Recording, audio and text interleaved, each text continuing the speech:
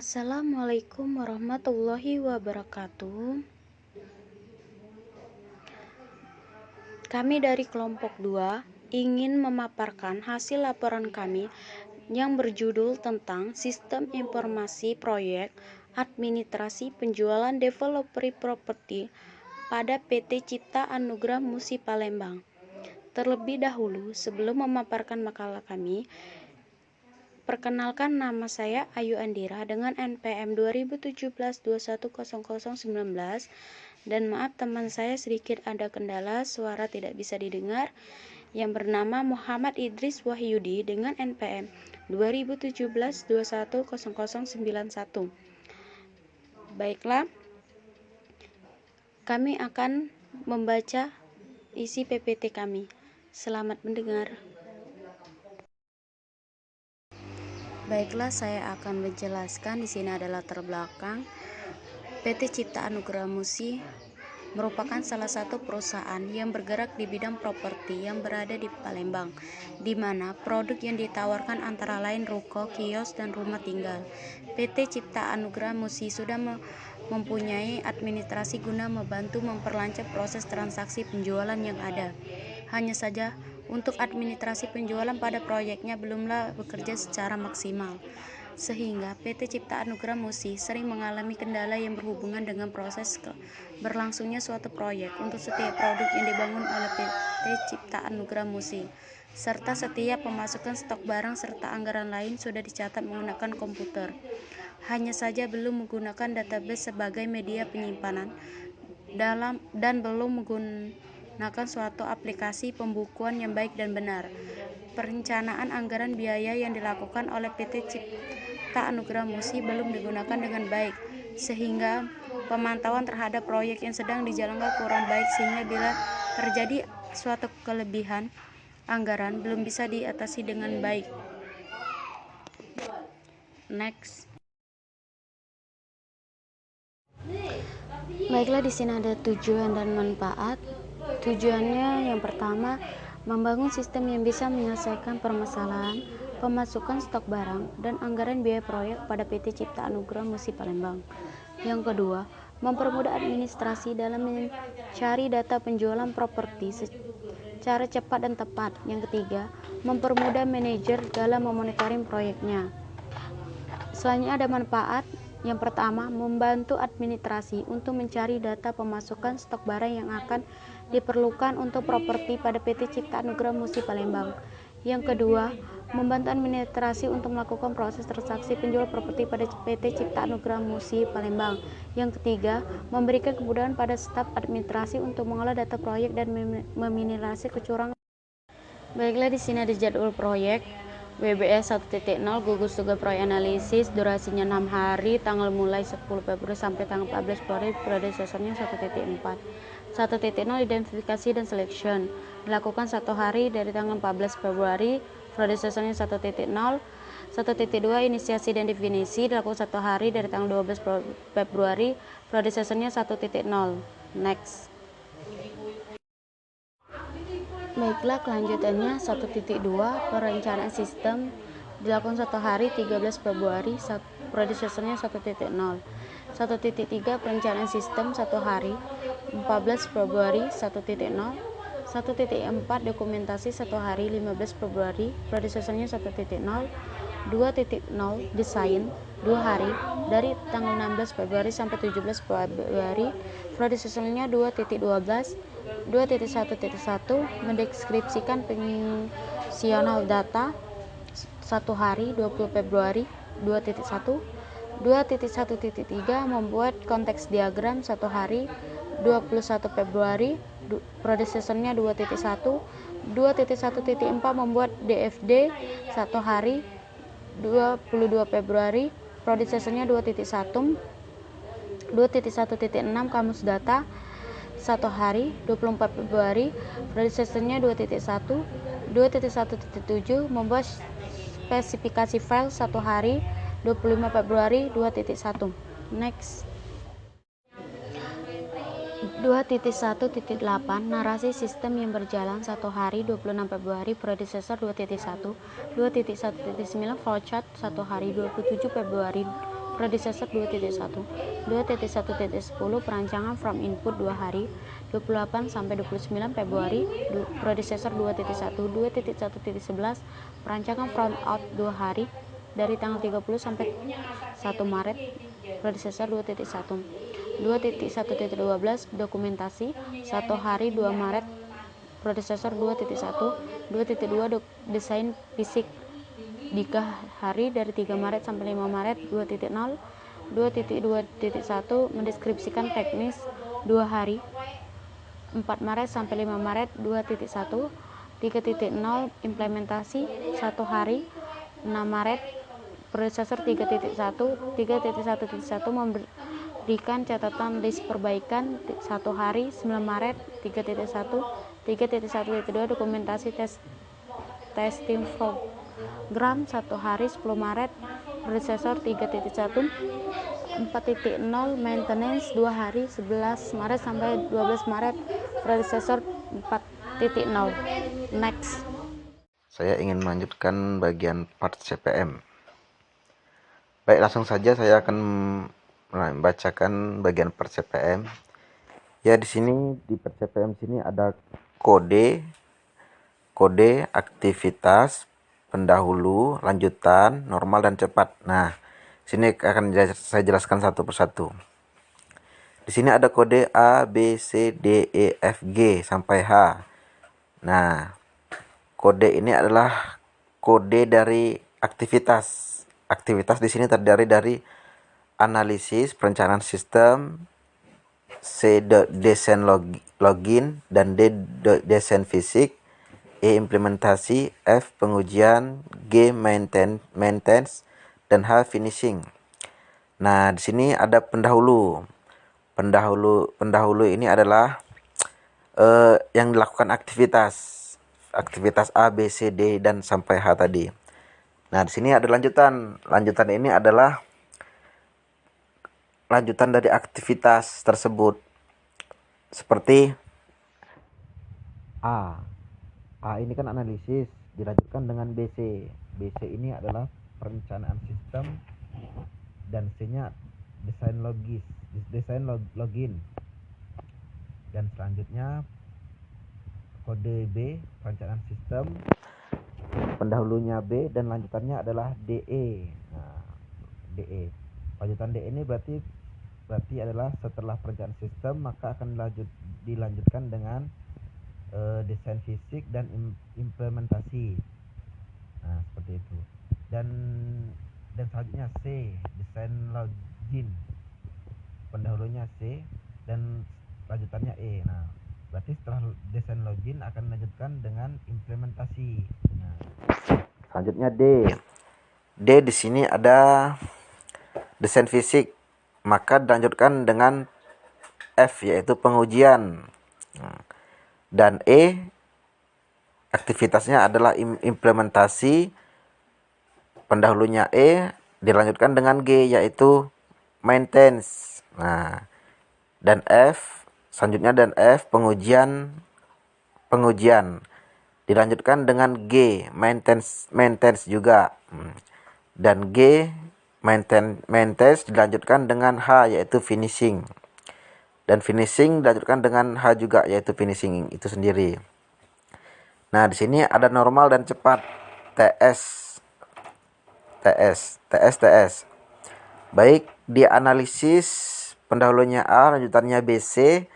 Jika dilakukan dengan cara normal, yaitu T, dilakukan dengan 6 hari, maka biayanya yaitu 1 juta. Bila dipercepat dengan bila dipercepat dengan 2 hari, maka biayanya dikeluarkan yaitu 2 juta. Begitu. Selanjutnya B, perencanaan sistem. Pendahulunya B dilanjutkan dengan DE. Jika dilakukan dengan normal yaitu 6 hari, yaitu 3 juta. Nah, jika dilakukan dengan cepat yaitu 2 hari, maka berubah menjadi 7 juta. Nah, sekarang membuat desain logis. Pendahulunya C, lanjutannya E. Jika dilakukan dengan normal yaitu 4 hari, maka biaya yang dikeluarkan adalah 2 juta. Jika dilakukan dengan cepat 4 hari, maka biayanya yaitu 7 juta. Di sini desain fisik pendahulunya D, lanjutannya F. Jika dilakukan dengan normal yaitu 4 hari, maka biaya 1 juta. Dan dilakukan dengan cepat yaitu 4 hari juga, yaitu 2 juta. Implementasi jika dilakukan dengan cara cepat yaitu 2 hari, biayanya 1 juta. Bila dilakukan lebih dari 1 hari yaitu dipercepat yaitu 1 hari yaitu 6 juta. Dan pengujian jika dilakukan dengan cepat dengan normal yaitu 4 hari, biayanya adalah 4 juta. Jika dilakukan dengan cepat dengan 2 hari, maka biayanya 4 juta. Maintenance jika dilakukan dengan 3 hari dengan waktu normal yaitu 2 juta. Jika dilakukan dengan cepat bisa mencapai 3 hari yaitu 3 juta.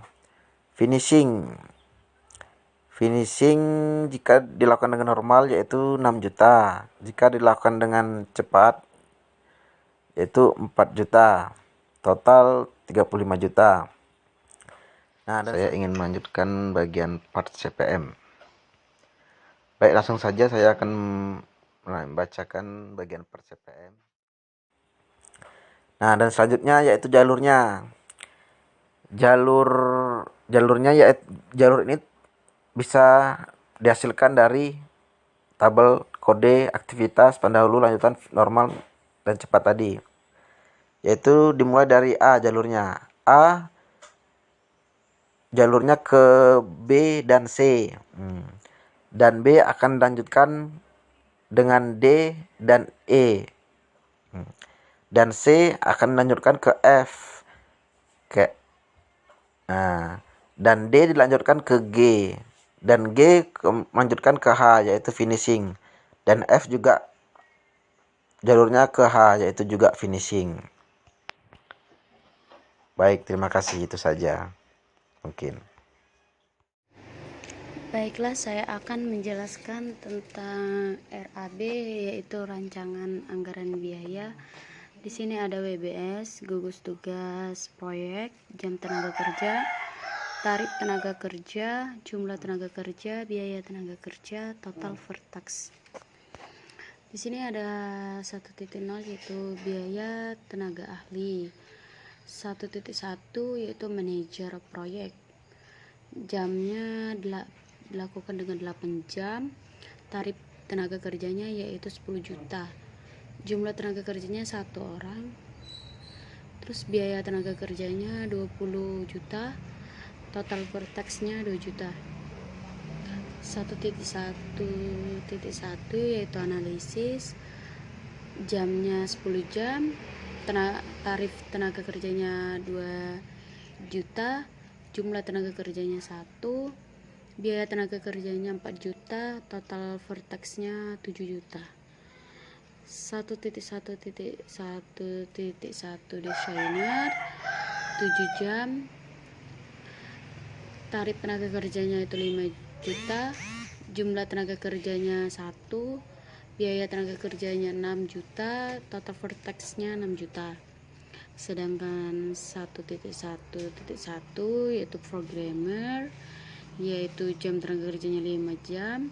Tarif tenaga kerjanya itu 1 juta. Tenaga kerjanya 1.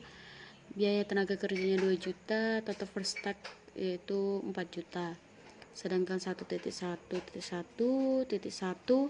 pengujian tenaga kerja, jam tenaga kerja 9 jam. Tarif tenaga kerja itu 3 juta. Jumlah tenaga kerja 2. Biaya tenaga kerjanya 5. Total vertaxnya yaitu 9 juta.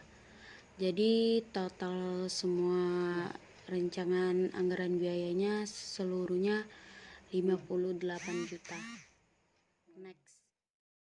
Baiklah, saya akan menjelaskan use case.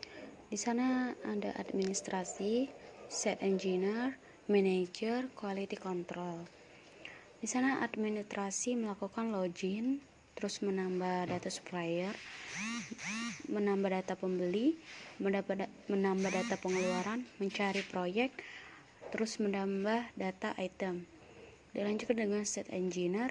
dia melakukan menambahkan data supplier, menambahkan pekerjaan, terus menambah data item.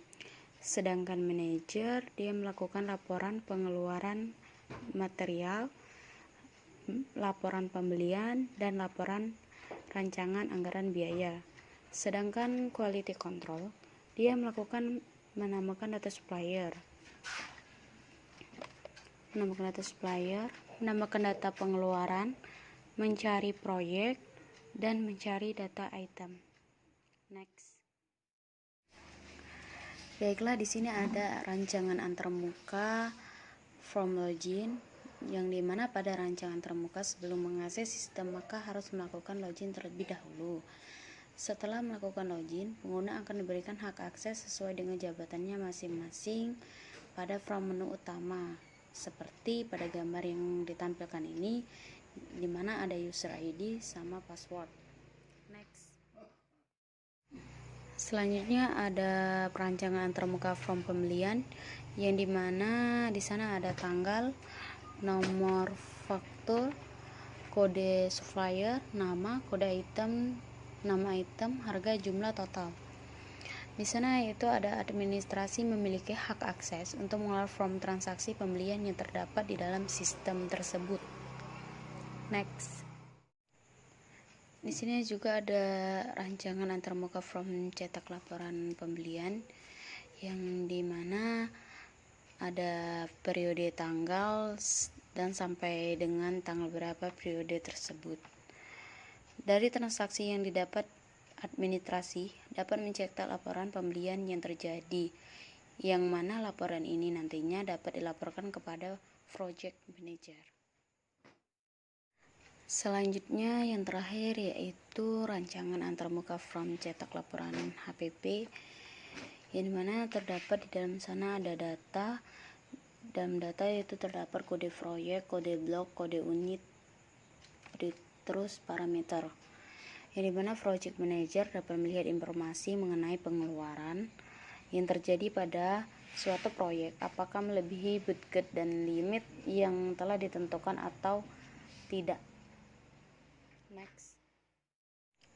Selanjutnya yaitu ada proses manajemen proyek, di mana ada input, tujuan, sasaran, informasi, sumber data. Terus proses, fungsi, manajemen, pengorganisasian, pelaksanaan, pengendalian. Dilanjutkan dengan output, optimasi kinerja proyek. Yang pertama biaya, kedua waktu, ketiga tenaga, dan keempat mutu. Dari paparan PPT kami, hasil laporan kami dapat menyimpulkan yang pertama bahwa aplikasi yang diusulkan yaitu sistem informasi administrasi proyek, yang mana pada aplikasi ini memiliki form pembelian dan form pengeluaran. Telah dirancang dengan sedemikian rupa sehingga dapat mempermudah PT Cipta Anugrah Musi untuk melakukan pendataan secara lebih terorganisir. Sedangkan yang kedua, pada aplikasi ini juga terdapat form pekerjaan yang berfungsi untuk menggolongkan pekerjaan-pekerjaan yang terjadi dalam pengerjaan suatu proyek. Melalui form ini, kita juga dapat memasukkan beberapa target yang telah ditentukan dalam pengerjaan suatu pekerjaan, sehingga nantinya form ini dapat membantu perusahaan dalam pengontrolan pengeluaran dan pembelian bahan material agar tidak terjadi suatu kelebihan biaya atau over budget. Sedangkan yang terakhir, nomor 3, pada aplikasi ini juga terdapat laporan HPP, di mana laporan ini digunakan sebagai media pengukuran yang digunakan untuk menghitung kesesuaian antara anggaran dengan pengeluaran yang terjadi pada setiap proyek yang dikerjakan. Terima kasih. Apabila ada kata yang salah, kami mohon maaf. Kami akhiri. Wabillahi taufiq hidayah. Wassalamualaikum warahmatullahi wabarakatuh.